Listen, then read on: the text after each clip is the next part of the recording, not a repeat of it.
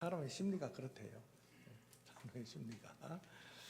자, 오늘 하나님 말씀은 시편 9편부터 14편까지입니다. 시편 9편부터 14편. 자, 한번 9편 볼래요? 누구의 시예요?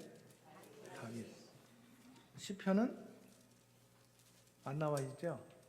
근데 9편하고 10편은 원래 한 편인데 지금 나누어서 이렇게 정리를 했어요. 시편도 다윗의 시입니다.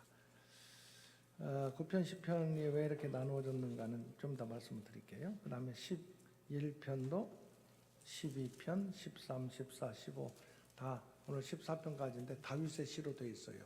여러분 시편이 전체가 몇 편이죠? 150편이에요. 근데 1권, 2권, 3권으로 나누어서 이렇게 편집을 했는데 그 가운데에 다윗의 시가 한 절반, 대략 절반 정도 됩니다.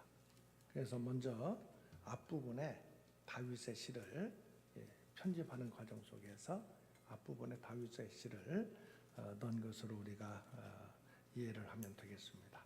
다윗의 시예요. 다윗이 참 다윗뿐만 아니죠. 인생을 살아가면서 참 많은 여러 가지 일들을 만나는 게 우리 인생이잖아요. 그 가운데에서 오늘 전체적인 흐름은 혼자 사는 인생이 아니라 다른 사람과의 관계 속에서 또 어떤 공동체, 국가라든지 이런 공동체 속에서 살아가면서 경험하는 여러 가지 문제들, 그런 문제들 앞에서 다윗은 그의 마음을 어떤 모습으로 이렇게 시로 나타냈는가, 이것을 볼 수 있는 게 오늘 특별히 9편부터 14편까지 내용이에요. 그래서 이런 모든 상황들을 보면서 다윗은 뭐 그거에 대해서 뭐 한탄도 하고 또 마음 아프게도 생각하고 여러 가지 탄식도 하고 그러는데 그 결국은 다윗은 어떻게 이걸 정리하느냐?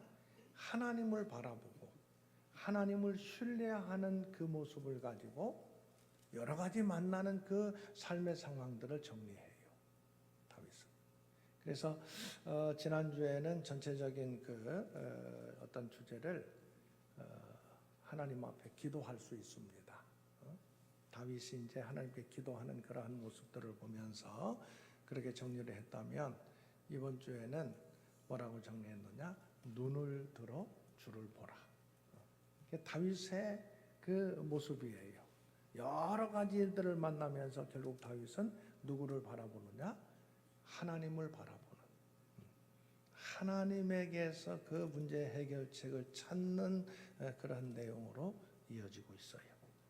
자, 그 가운데 오늘 9편을 보면은 문나벤에 맞춘 노래 그렇게 나오죠. 문나벤. 이 문나벤이라는 게 뭘까?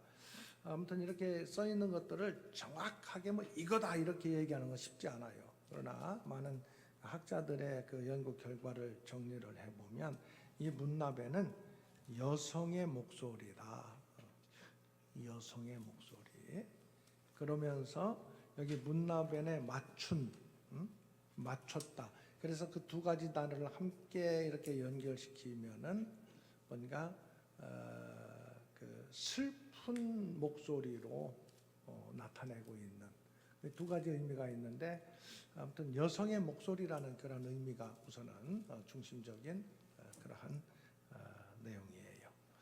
여성의 목소리. 그런데 이제 9편과 10편은 원래는 하나의 시예요. 하나의 시. 그걸 어떻게 하느냐 하면은 시브리어로 원문을 쭉 보면은 1절, 2절, 3절, 4절 이런 식으로 두 절을 한 우리나라로 따지면은요 기역, 니은, 디귿, 리을 그 순서 자음 순서가 있잖아요.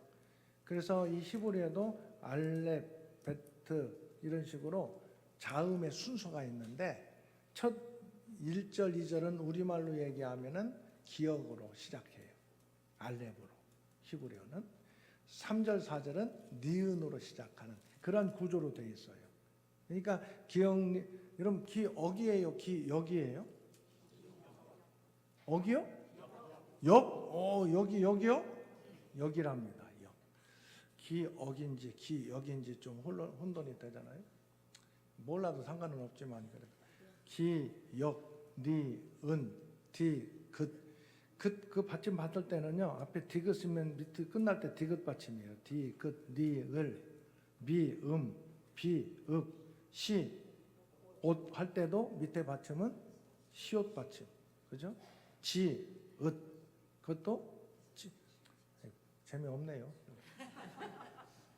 그렇게 알고 있어요.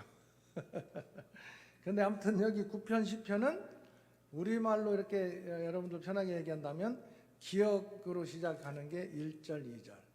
니은으로 시작하는 단어로, 니은자 들어가는 단어로 시작하는 게 3절, 4절.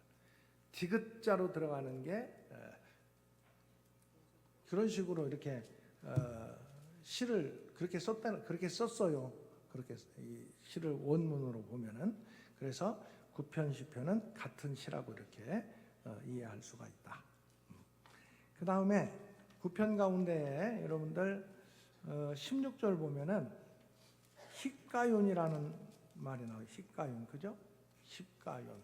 그리고 셀라. 셀라는 한 번 더 생각해라. 깊게 생각해라. 그런 뜻이에요. 시편 읽다가 중간에 셀라 나오잖아요. 그거는 좀 한 번 더 생각하라. 그러니까 막 후딱 넘어가지 말고 좀 한 번 더 생각하고 넘어가라. 그런 의미가 있고요. 여기 9편에 나오는 9편 10절에 16절에 나오는 히가윤은 이건 뭐냐? 엄숙하게 그런 뜻이에요. 그러니까 히가윤 셀라 그러면은 엄숙한 마음으로 한 번 더 생각해라. 그런 의미가 그 속에 담겨 있어요.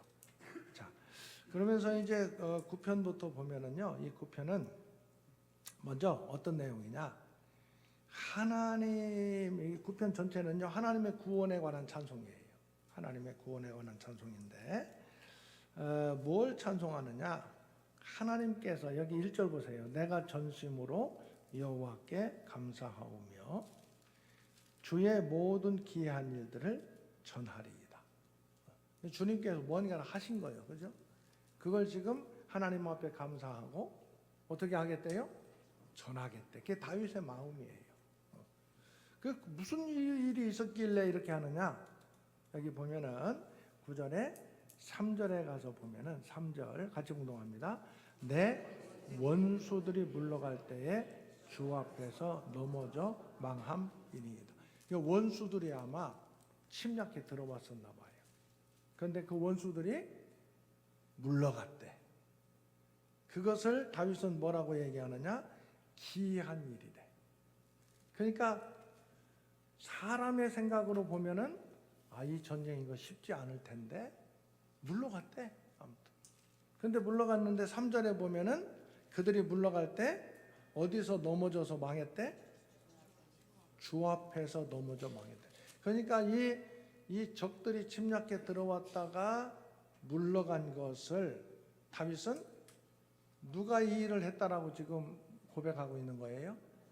하나님께서 하셨다라고 고백하면서 여호와께 감사하오며 이 하나님 하신 일을 전하겠다는 거예요. 여러분, 우리도 여러 가지 우리의 삶 속에서 많은 경험들이 있을 때에 하나님께서 함께 하신다. 이것을 분명하게 고백할 수 있기를 주의 이름으로 축원합니다. 하나님께서 함께 하셨다는 것을 경험하고 고백하며 다윗은 어떻게 하겠다는 거예요? 그것을 전하겠다는 것을 이렇게 시로 나타내고 있는 것을 볼 수가 있어요. 그러면서 다시 한번 하나님께 기도해요. 9절에 보면은 그런 것들을 경험하면서 다윗은 하나님 앞에 더 기도합니다. 여러분 19절 20절 같이 보겠습니다. 여호와여 일어나사 인생으로 승리를 얻지 못하게 하시며 이방 나라들이 주 앞에서 심판을 받게 하소서. 여호와여 그들을 두렵게 하시며 이방 나라들이 자기는 인생일 뿐인 줄 알게 하소서. 여기 인생이라는 것은 하나님과 대비되는 표현이에요. 그러니까 연약하고 한계가 뚜렷하다는 것을 나타내는 표현으로 인생이라고 얘기하는 거예요. 인생. 한계가 있는 존재라는 거예요. 피조물이라는 거예요. 연약하고 한계가 있는 존재. 그런데도 그 인생이 자기가 마치 모든 것들을 다 할 수 있는 것처럼 교만하게 사는 모습들이 많이 있지요. 그래서 그런 사람들을 주 앞에서 심판을 받게 하시고 인생일 뿐임을 알게 하옵소서. 이런 내용들이 이제 9편에 나오고 계속 이어지는 시편은 좀 분위기가 달라져요. 시편은. 그래서 시편은 그런 가운데에서도 악인들이 많이 있는 현실을 먼저 얘기해요. 악인들이. 자, 1절부터 한번 같이 1절부터 4절까지 봉독하겠습니다. 여호와여 어찌하여 멀리 서시며 어찌하여 환난 때에 숨으시나이까? 악한 자가 교만하여 가난한 자를 심히 압박하오니 가련한 자 그들이 자기가 베푼 꾀에 빠지게 하소서. 악인은 그의 마음의 욕심을 자랑하며 탐욕을 부리는 자는 여호와를 배반하여 멸시하나이다.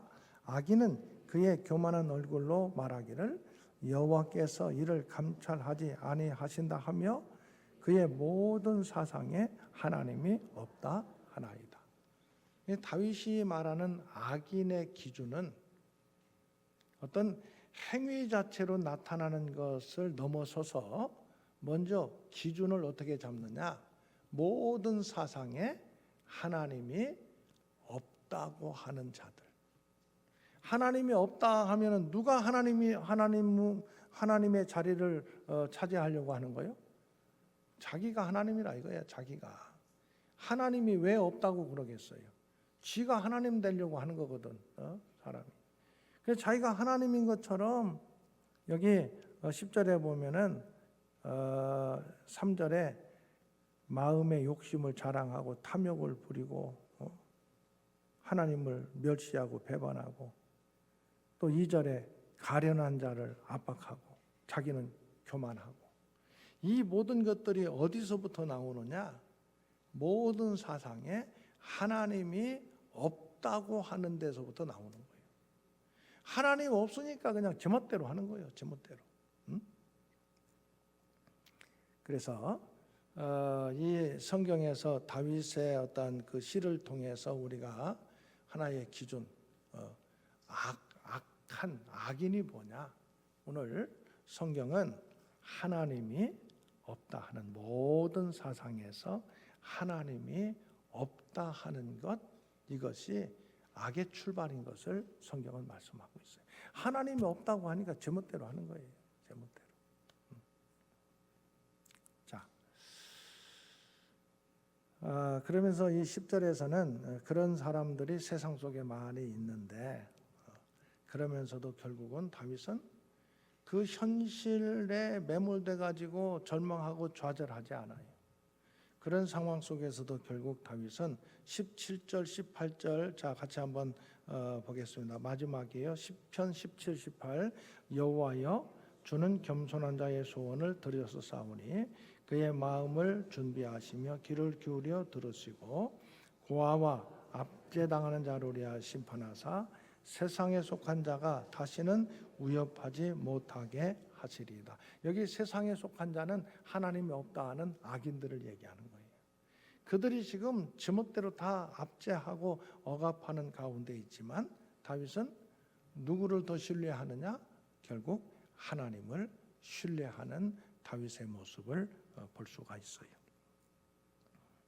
자, 이제 9편 10편은 그래서 한 편으로 이렇게 정리가 되고요. 11편으로 넘어가서 보면은 다윗은 이 하나님의 도우심을 끝까지 신뢰한다. 하나님을 신뢰하는 모습. 근데 주변 사람들은 야 하나님만 신뢰해가지고 되겠냐? 네가 뭔가 대책을 세워야 되지 않겠나? 물론 다윗이 아무것도 하지 않는 건 아니에요. 여러 가지 대책을 세우지만 그 중심이 무엇이 중심이냐가 중요하거든요. 다윗도 자기가 할 일들 다 해요. 어디로 뭐 도망도 가고 사울에게 피하고 할 때 특히 이 11편은 사울에게 피할 때의 상황을 배경으로 하고 있는데 다 자기들가 할 일 하잖아요. 그러면서도 마음 중심에는 항상 누구를 의지하느냐? 나는 하나님을 의지합니다. 이걸 놓치지 않아요. 우리가 믿음의 사람으로 살아간다고 하나님 의지한다고 뭐 아무것도 않고 그냥 가만히 있는 건 아니잖아요. 뭔가를 하잖아요. 하는데 내가 무엇인가를 하는 것, 이것으로 나는 나의 길을 내가 정리하고 내가 해결할 수 있습니다. 이게 아니에요. 내가 무엇인가를 하지만 결국 이 모든 것들을 주관하시고 해결하시는 분은 하나님이십니다. 이걸 다윗은 나타내고 있거든요. 자, 봅시다. 1절, 11편 1절. 내가 여호와께 피하였거늘. 누구한테 피했대요? 근데 너희는 다윗 주변에 있는 사람들을 얘기해요. 다윗을 뭐 반대하는 사람들이 아니에요. 다윗을 따르는 사람들이에요. 근데 너희가 내 영혼에게는 나에게 그런 의미예요. 새같이 내 산으로 도망하라 함은 어찌함인가. 그러니까 하나님을 나는 의지한다. 그런 마음에서 네가 뭔가를 해야 된다, 할 수 있다. 이런 마음을 가지라고 그렇게 하는 것은 어찌함이냐. 그런 의미예요. 1절에 너희가 내 영혼에게 새같이 내 산으로 도망하라 하면 어쩌면 하나님이 뭘 다 해주신단 말이냐, 이런 얘기를 자꾸 하는 거예요. 다윗은 아니야, 하나님께서 이 모든 것들을 다 주관하시고 이끌어 주실 거야, 그렇게 얘기를 한다면 다윗의 친구들은 뭐라고 얘기한다고요? 아니야, 네가 뭔가를 해야 돼. 지금 그렇게 얘기하는 거예요. 2절 악인이 활을 당기고 화살을 시위에 먹임이여. 지금 그런 상황이지요. 마음이 바른 자를 어두운 데서 쏘려 하는도다. 자기의 어떤 위급한 상황을 다윗은 이렇게 지금 표현하고 있어요. 그런데 그런 상황에서 터가 무너지면 의인이 무엇을 하랴. 여기 터가 무너진다는 것은 어떤 기준을 얘기하는 기준. 기준. 그래서 원래 용어는 법률과 질서를 얘기하는 거예요. 이 터는 어떤 기준을 얘기하는 기준. 그래서 기준이 무너지면 의인이 무엇을 해라. 이것은 여러 가지로 뭐 해석도 하고 그러는데요. 그러니까 세상의 어떤 법률과 질서라든지 나라의 기강이 무너지면 의인들이 설 자리가 어디 있습니까? 뭐 이런 식으로 우리가 일반적으로 해석할 수 있는데 저는 이것을 기준이라고 얘기해요. 그래서 이건 무슨 얘기냐면은 터가 무너지면 의인이 무엇을 하리까? 적어도 이 기준이 무너져 버리면 믿음의 사람이 제대로 살 수가 없다는 거예요. 이 기준. 여러분, 우리 믿음의 사람들은 이 기준이 하나님이 기준이 되어야 한다. 이걸 반드시 기억해야 돼요. 근데 하나님이 기준이 된다는 것은 구체적으로는 하나님의 말씀이 기준이 돼야 돼요. 우리는 하나님의 말씀이 기준이 되는 삶이 되지 아니하면 믿음의 사람으로 제대로 살아갈 수가 없다. 이걸 분명하게 기억할 수 있어야 돼요. 다윗은 그것을 마음에 새기는 거예요. 나는 하나님이 기준이다. 너희들이 다른 것 자꾸 기준 이렇게도 하고 저렇게도 해야 된다고 얘기하지만 나는 내 기준은 하나님이다. 다윗은 이걸 지금 말해주고 있는 거예요. 내 기준은 하나님. 우리도 말은 참 그렇게 하기 쉽지만요, 실제적으로는 그러지 못할 때가 얼마나 많은지 몰라요. 현실의 여러 가지 상황 속에서. 그러나 여러 상황 속에 있다 하더라도 끝까지 우리가 놓지 말아야 될 것은 내 삶의 기준은, 적어도 내가 믿음의 사람이기에 내 삶의 기준은 하나님입니다. 다시 말해서 하나님의 말씀이 내 삶의 기준이 됩니다. 여러분, 이것을 분명하게 고백할 수 있기를 주의 이름으로 축원합니다. 세상에서는 다른 기준들을 많이 얘기하잖아요. 많이. 그래도 끝까지 하나님이 내 삶의 기준입니다. 다윗은 이걸 나타내고 있어요. 11절에. 그래서 마지막에 그런 모든 상황 속에서 11편 7절 같이 봉독합니다. 여호와는 의로우사 의로운 일을 좋아하시나니 정직한 자는 그의 얼굴을 배우리이다. 아멘. 자, 12편에 가서 보면은요. 12편 이것은 그럼에도 불구하고 네 세상은 악한 사람들이 너무 많이 있는 거예요. 악한 사람들. 이 악한 사람들은 아까 누구라고 얘기했어요? 악한 사람들은 모든 사상에 하나님이 없다 하는 사람들. 자, 12편 1절부터 보면은 여호와여 도우소서, 경건한 자가 끊어지며 충실한 자들이 인생 중에서 없어지나이다. 왜 그러느냐? 그들이, 여기는 충실하지 말고 막 악한 사람들 얘기하는 거예요. 이웃에게 각기 거짓을 말하며 아첨하는 입술과 두 마음으로 말하는도다. 그런 사람들이 좀 팽배한 거예요. 오히려 악한 사람들은 점점 많아지고 신실한 믿음의 사람들은 점점 없어지는 그러한 현실적인 모습을 지금 말하는 거예요. 그래서 여기 3절 여호와께서 모든 아첨하는 입술과 자랑하는 혀를 끊으시리니 그들이 말하기를 우리의 혀가 이기리라, 우리 입술은 우리 것이니 우리를 주관할 자 주고 지멋대로 다 하는데 자기들이 이긴다 이거예요. 그런데 다윗은 그럼에도 불구하고 그런 현실 속에서 누구를 바라보느냐? 5절 보세요. 하나님의 말씀에 가련한 자들의 눌림과 궁핍한 자들의 탄식으로 말미암아 내가 이제 일어나. 누가 그렇게 하시겠대? 하나님이 일어나 그가 원하는 안전한 지대에 두리라. 신실하게 믿음으로 하나님을 바라보는 사람들, 하나님께서 그들을 결국 안전한 지대에 둘 것이다. 하나님이 그렇게 말씀하셨다는 거예요. 자, 6절 7절 같이 봉독합니다. 여호와의 말씀은 순결하며 흑도관에 7번 단련한 은 같도다. 여호와여 그들을 지키사 이 세대로부터 영원까지 보존하시리이다. 누구를 바라봐요? 악한 사람들이 팽배한, 그들이 다 승리하는 것 같은 세상 속에 있지만 결국 다윗은 누가 이 모든 것들을 해결해 주실 것이라 확신하느냐? 하나님께서 해결해 주신다. 그리고 하나님을 바라보는 것을 볼 수가 있어요.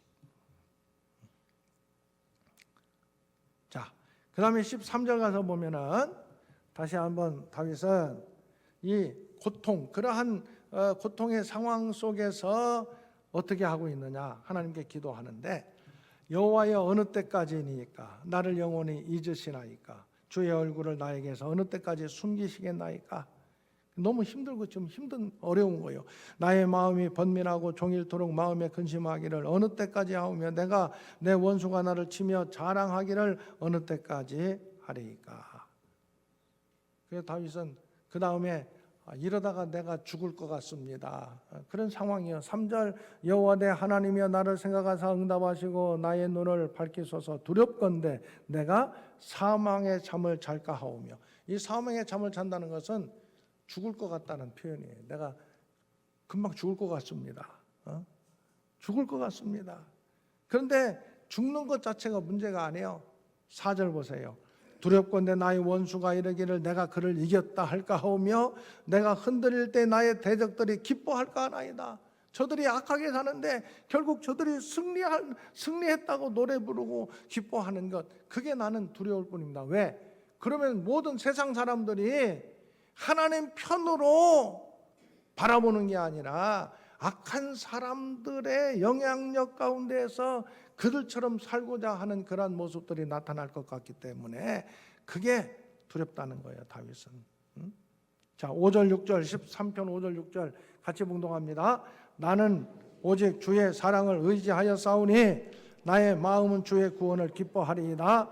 내가 여호와를 찬송하리니 이는 주께서 내게 은덕을 베푸심이로다. 현실은 지금 힘들고 어렵지만 다윗은 누구를 바라봐요? 하나님을 바라보고 하나님, 공의의 하나님, 의로운 하나님, 선하신 하나님께서 이 모든 것들을 하나님의 뜻 가운데 이루실 줄로 믿습니다 하면서 지금 하나님을 바라보고 있는 거예요.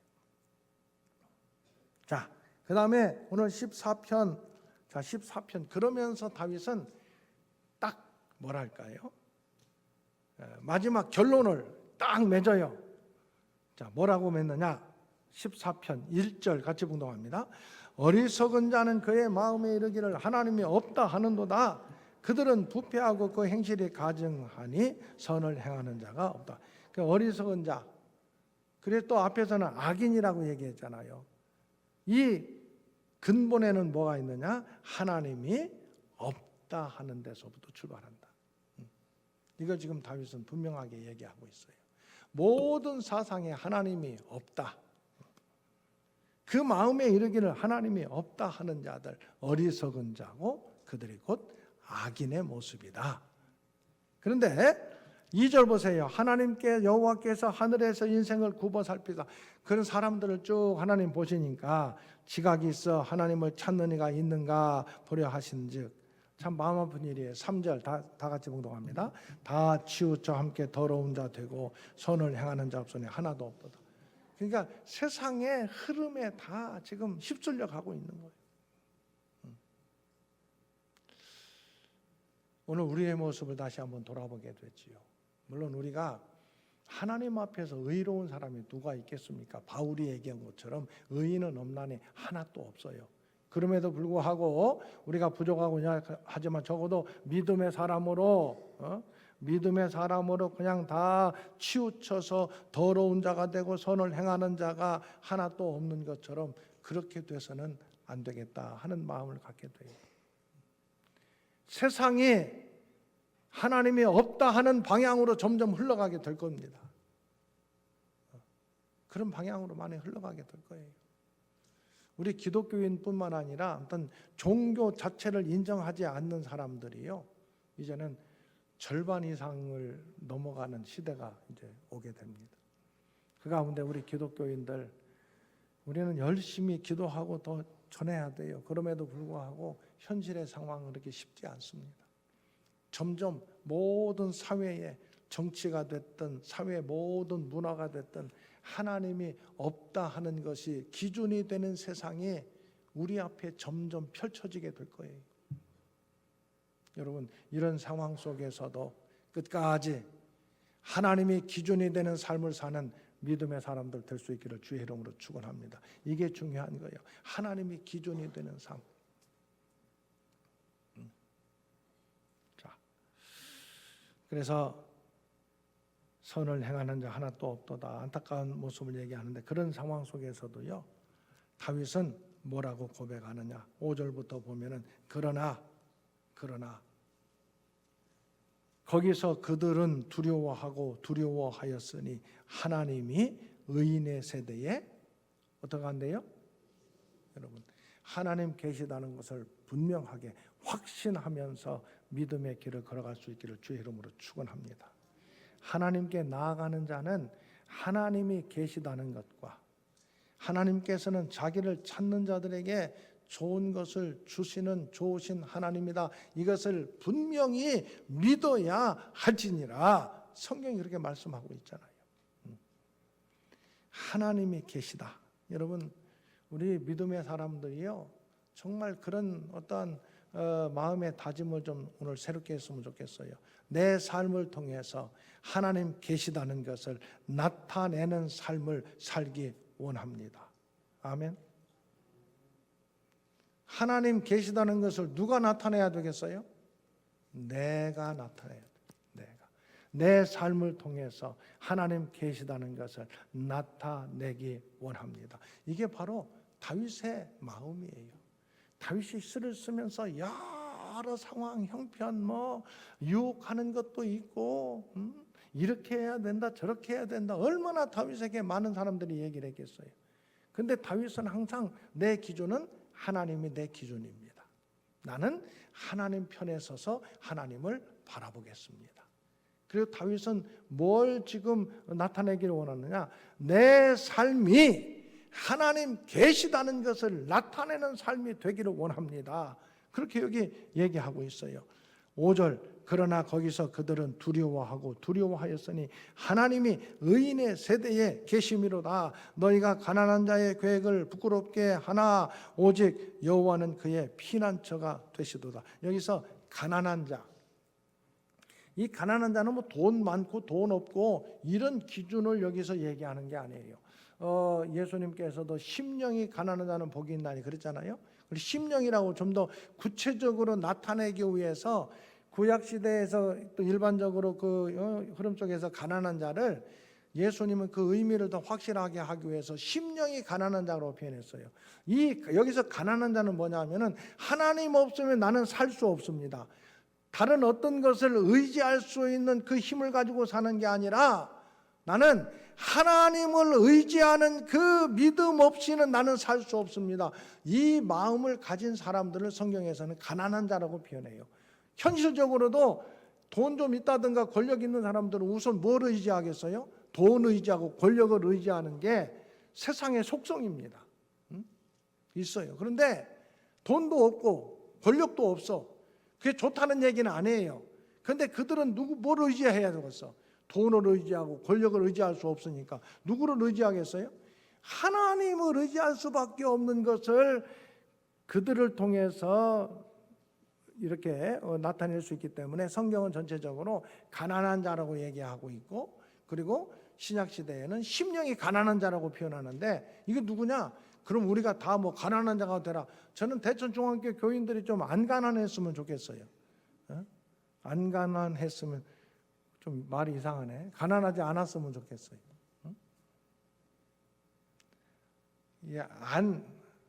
앞에다 그렇다, 그렇지 않다 그런 것을 아니라고 표현하잖아요. 그래서 어렸을 때 어느 애가 말을 배우는 때에 앞으로 가, 반대말이 뭐냐? 안 앞으로 가. 안자를 다 붙이더래, 어렸을 때. 웃지도 않네. 안을 내요, 그랬어요. 제가 말을 안 가난했으면 좋겠다고 하면서 생각이 나서 그랬어요. 이건 뭐 1분의 여유가 있어서 제가 얘기를 한 겁니다. 제가 그냥 안 씁니다. 다 시계를 보고. 여러분, 누가 기준이 돼야 된다고요? 하나님이 기준이 되고, 아멘. 그 하나님을 내가 나타내는 삶을 살 수 있는 믿음의 사람들 될 수 있기를 주의 이름으로 축원합니다. 하나님 누가 나타내야 되겠어요? 하나님 계시다는 것. 자, 옆에 있는 분들하고 인사하겠습니다. 옆에 있는 사람 쳐다보세요. 한번 쳐다보세요. 하나님 계시다는 것을 내가 당신이 나타냅시다. 그럼 말 한마디, 어디 가서 살아가는 모습 하나, 나를 통해서 누구를 나타내자? 내가 나타내지 않아도 하나님은 다 알아서 하실 분이시지만, 하실 수 있는 분이지만, 그래도 내가 나타내야 되지. 내가. 아멘. 자, 그래서 다윗은 여러 형편과 상황 속에서 두 가지를 딱 정했어요. 하나님이 기준이다. 그리고 다윗은 항상 생각했어요. 하나님은 결국 승리하신다. 그래서 그 하나님의 승리를 하나님의 기준인 나를 통해서 나타내야 되겠다. 이게 다윗의 마음이에요. 이 마음을 가지고 여러 상황 속에서 시를 쓰고 그것을 나누는 게 오늘 우리의 모습이다. 여러분, 눈을 들어 누구를 보자? 하나님을 보자. 다 같이.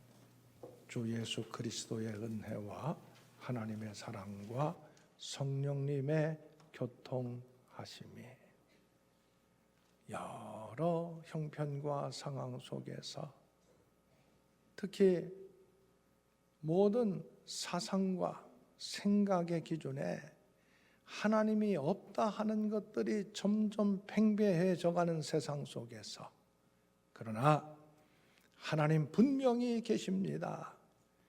의의 하나님께서 공의로 모든 것들을 판단하십니다.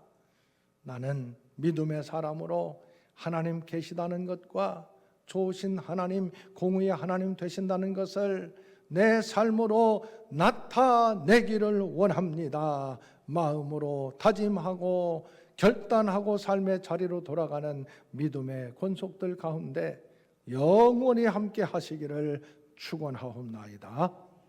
아멘.